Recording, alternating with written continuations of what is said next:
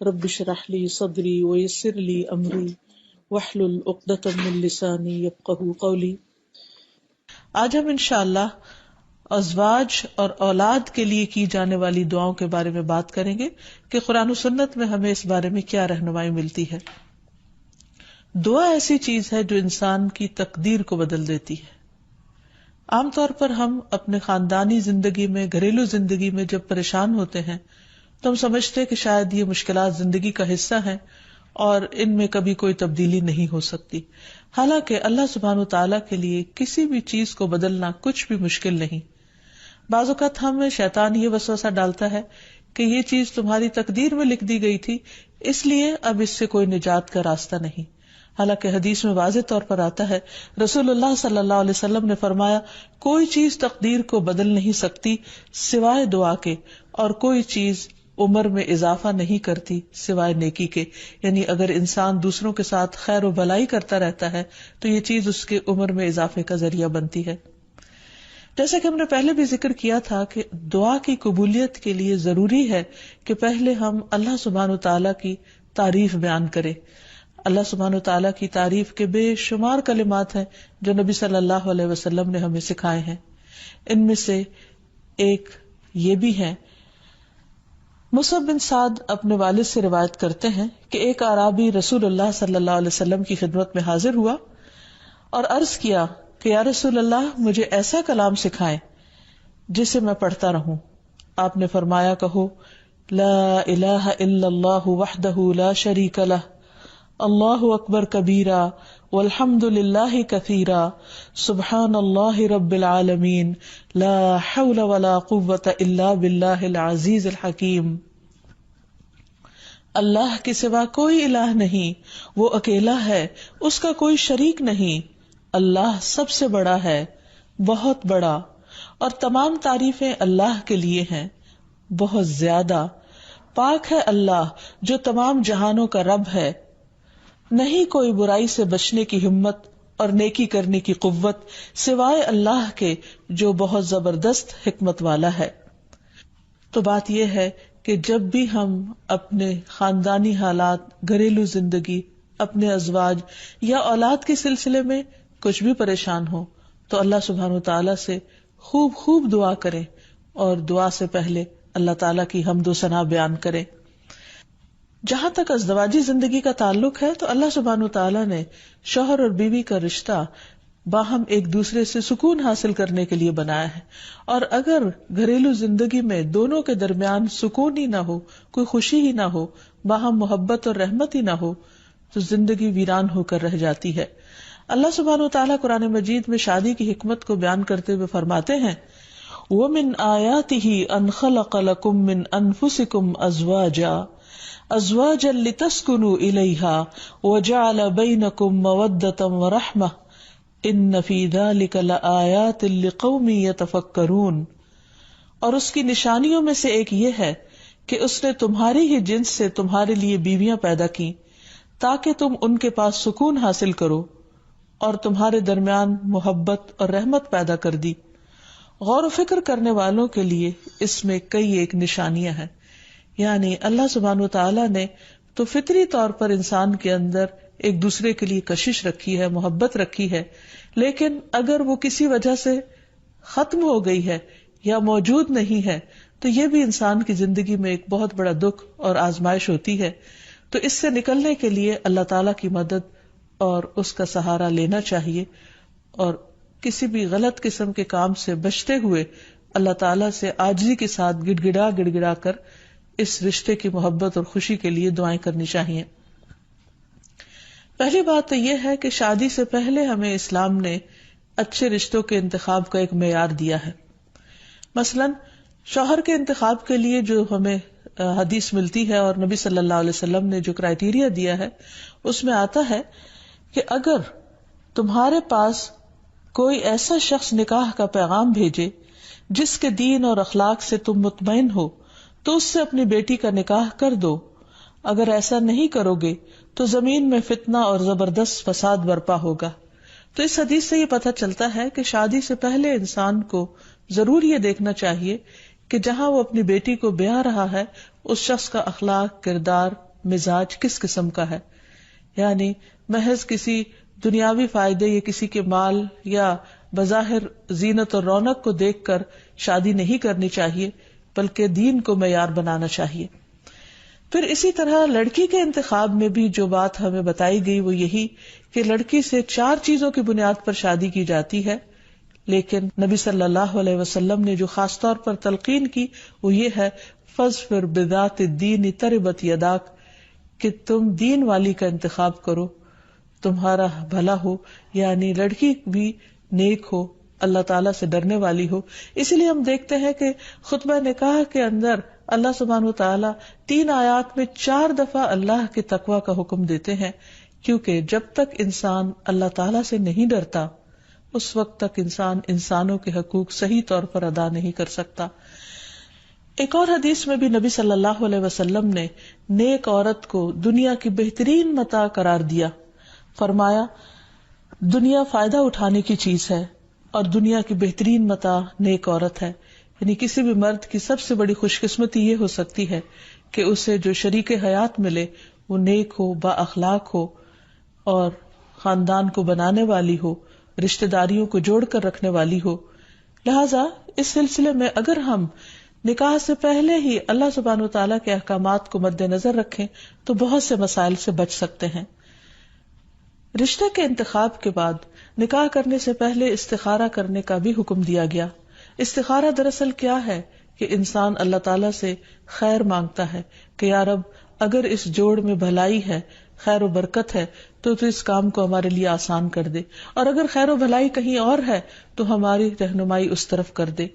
استخارے کی باقاعدہ دعا نبی صلی اللہ علیہ وسلم نے سکھائی ہے، اور صحابہ کہتے ہیں کہ آپ ہمیں قرآن کی سورت کی طرح یہ دعا سکھایا کرتے تھے.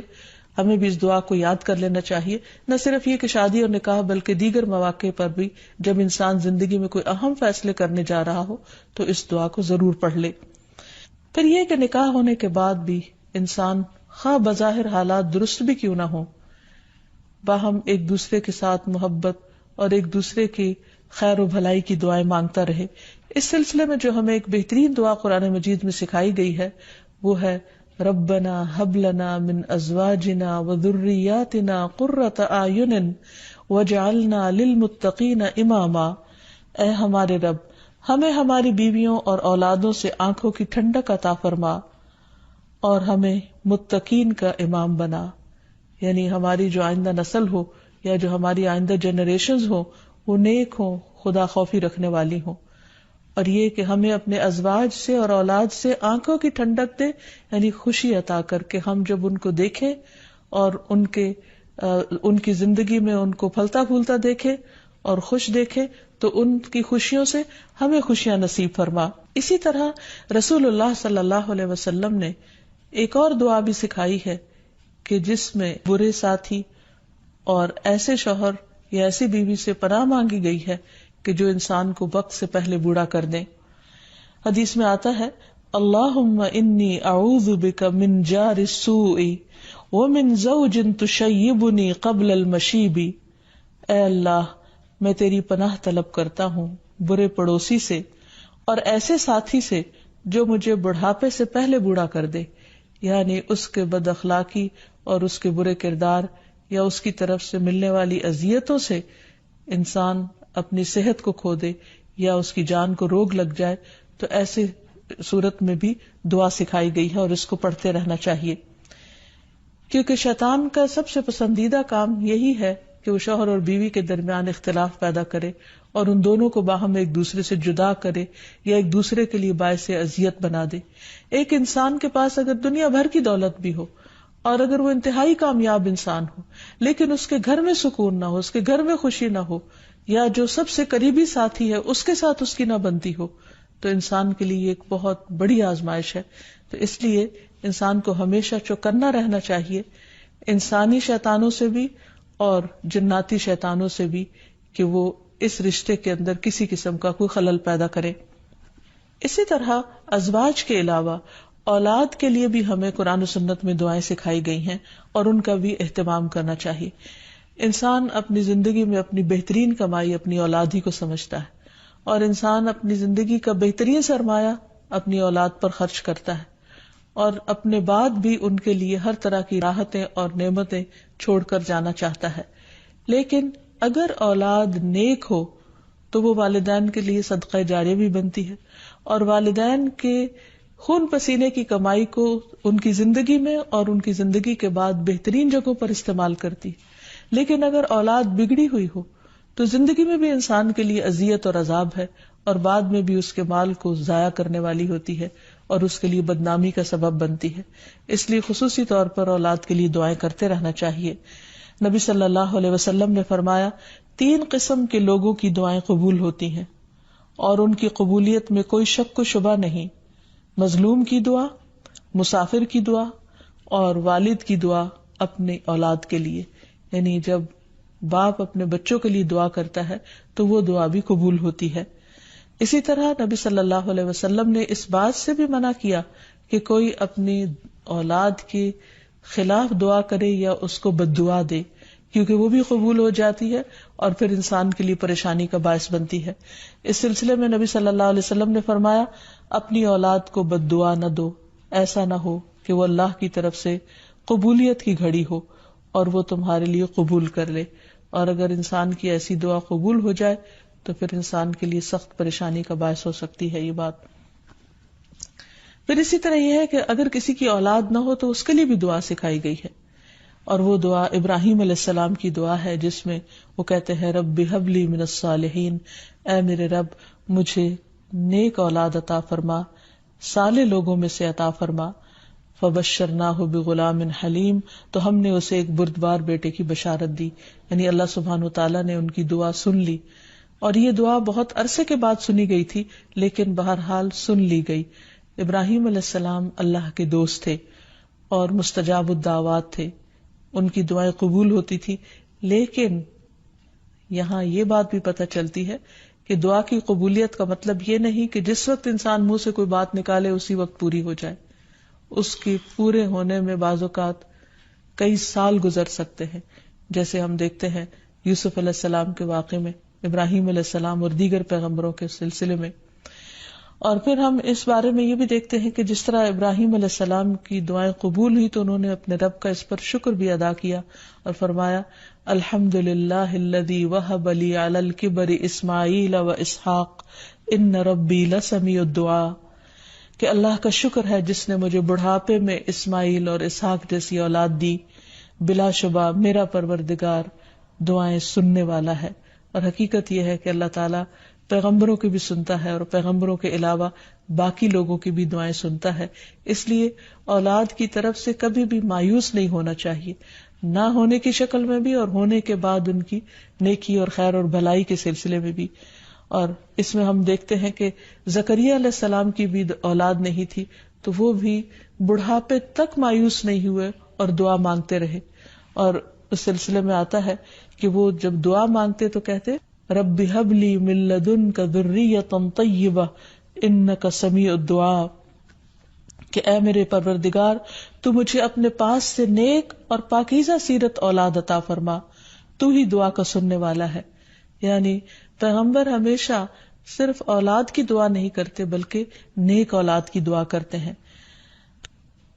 اولاد کا ہونا اللہ سبحانہ وتعالیٰ کا ایک بہت بڑا انعام اور بندے پر بہت بڑا احسان ہے. اسی لیے ہم دیکھتے ہیں کہ اولاد انسان کے لیے اگر نیک ہو تو راحت، رحمت، آرام اور چین اور آنکھوں کی ٹھنڈک کا ذریعہ ہوتی ہے. نبی صلی اللہ علیہ وسلم حضرت حسن اور حسین کو اپنے پھول کہا کرتے تھے کہ یہ دونوں میری دنیا کے پھول ہیں. ایک اور حدیث سے ہمیں پتہ چلتا ہے کہ اولاد انسان کی بہترین کمائی ہے. فرمایا ان اولادکم من اطیب کسبکم، تمہاری اولاد تمہاری سب سے بہترین کمائی ہے، بس اپنی اولاد کی کمائی میں سکھاؤ، یعنی وہ انسان کے لیے حلال ہے، جائز ہے. پھر اسی طرح بیٹیاں جو ہیں ان کی تعلیم و تربیت اور ان کی پرورش بھی ایک بہت خیر و بھلائی اور جنت کمانے کا ذریعہ ہے. لیکن اس کے ساتھ ساتھ یہ بھی یاد رکھنا چاہیے کہ اولاد ایک رسپانسبلٹی بھی ہے، ان کے بارے میں سوال بھی کیا جائے گا کہ ان کی تربیت کس طرح کی.